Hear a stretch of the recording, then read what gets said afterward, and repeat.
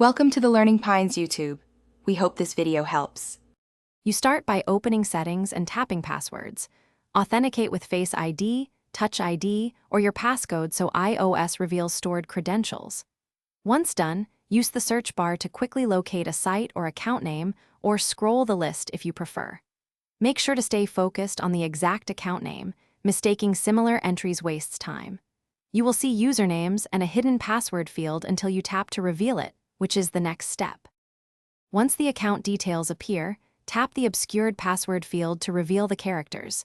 You will be prompted again for authentication in some cases. After it's visible, tap Copy to place the password on the clipboard, or use the built-in autofill option if you're signing into an app or website. Make sure to clear the clipboard if you copied the password to prevent accidental leaks.